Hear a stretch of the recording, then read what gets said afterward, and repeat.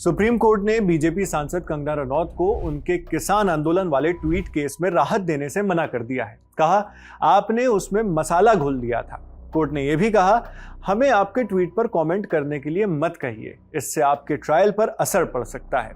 यह सुनने के बाद कंगना के वकील ने याचिका वापस ले ली, मगर कोर्ट में सिर्फ इतना ही नहीं हुआ। इसके अलावा जो कुछ हुआ है वो भी आपको बताते हैं। 12 सितंबर को सुप्रीम कोर्ट में एक्ट्रेस और बीजेपी सांसद कंगना रनौत की याचिका पर सुनवाई हो रही थी।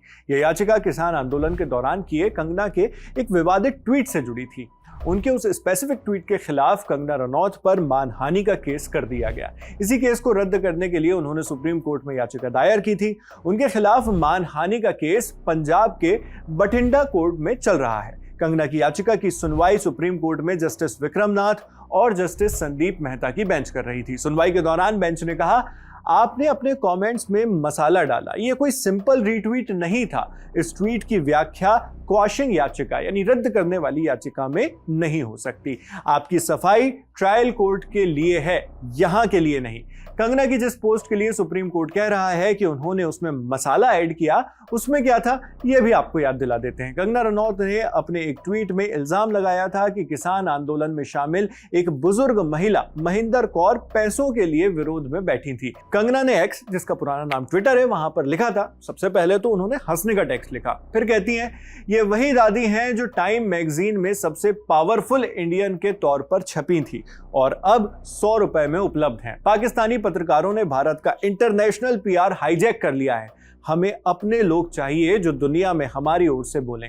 इसी ट्वीट के चलते कंगना रनौत के खिलाफ डिफेमेशन केस कर दिया गया। इसी केस को रद्द करने कंगना सुप्रीम कोर्ट पहुंच गई थी, जिसके लिए कंगना रनौत के वकील की प्रमुख दलील थी कि कंगना ने अपनी पोस्ट में महिंदर कौर का जिक्र ही नहीं किया। वो कहते हैं कि कंगना ने शाहीन बाग की बिल्किस दादी पर बोला था। कंगना के वकील कहते हैं, मुद्दा सिर्फ एक रीट्वीट का है, ओरिजिनल ट्वीट को कई लोगों ने रीट्वीट किया था और वैसे भी कंगना ने स्पष्टीकरण जारी किया था, लेकिन उसे माना नहीं गया।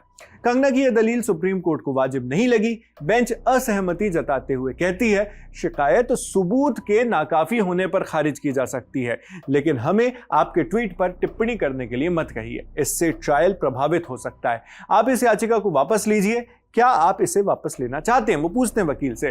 कंगना के वकील ने यह बात मान ली और याचिका वापस ले ली। जिस शिकायत के खिलाफ यह याचिका लगाई गई थी, उस शिकायत में क्या था, इस पर भी नजर डाल लेते हैं। ट्रायल कोर्ट में दर्ज कंप्लेन में लिखा है कि कंगना ने आरोप लगाया कि पैसों के लिए बुजुर्ग महिला किसान को मीडिया के सामने झूठे तरीके से पेश किया था। साथ ही महिला की तुलना दूसरी एक्टिविस्ट से करते हुए आपत्तिजनक टिप्पणी की थी।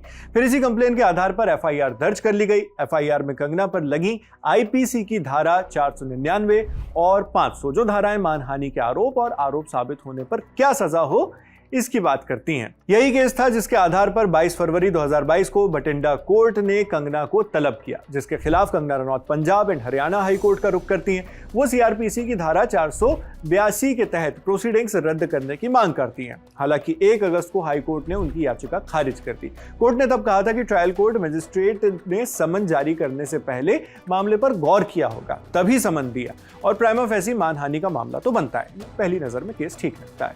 यानी पहले हाई कोर्ट ने रिलीफ देने से मना कर दिया और अब सुप्रीम कोर्ट ने भी ट्रायल रद्द करने से इनकार कर दिया है। अब आगे कंगना रनौत को इस मामले में जांच का सामना करना होगा। जांच पूरी होने पर क्या होता है, ये ट्रायल कोर्ट की प्रोसीडिंग्स पूरी होने पर ही पता चलेगा। जो भी बड़ी अपडेट्स आएंगी वो हम आप तक पहुंचाते रहेंगे। आप इस खबर पर क्या सोचते हैं, कमेंट बॉक्स में लिखकर जरूर बताएं। मैं हूं शेख नावेद, देखते रहिए दी ललन टॉक।